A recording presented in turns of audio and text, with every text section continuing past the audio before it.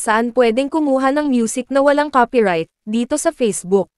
Gusto mo bang malaman? Pwes tapusin mo ang video na ito at ituturo ko sa'yo.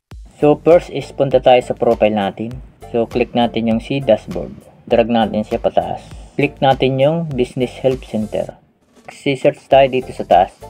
Search natin yung Sound Collection. Is lumabas na siya. So use Sound Collection. Click natin yan. So next is yung dalawang guhit dito sa taas. So click natin yan.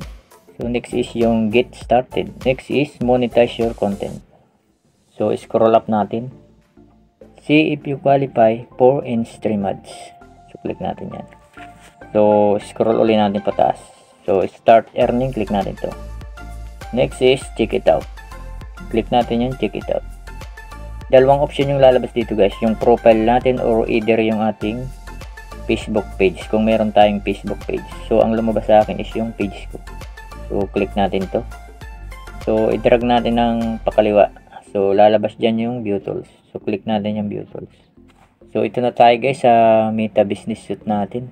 So, sa parting kaliwa na tools. So i-drag lang natin siya ng pataas. Dahan-dahan.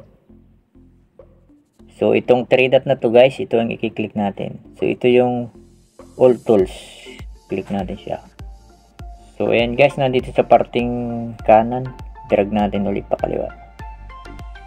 Kunti lang. So drag natin pataas. Hanapin na natin yung Sound Collection. So ito guys, click natin yung Sound Collection. So finally guys, ito na yung ating mga Sound Collection na pwede natin gamitin sa ating mga video sa Facebook natin. So, pwede siya sa stream ads do sa mga long form natin. So, dito tayo pwedeng kumuha ng mga music na walang copyright. So, kung i-download natin siya, so, i-click lang natin yung arrow dito sa parting gilid. Dito sa parting kaliwa. So, kung i-play naman natin siya, may nakalagay doon na play button doon sa gitna. So, try natin siyang i-play. So, yun guys. So, kung i-download natin siya, click lang natin yung arrow, automatic. Magda-download na siya, pupunta na dun sa ating phone storage.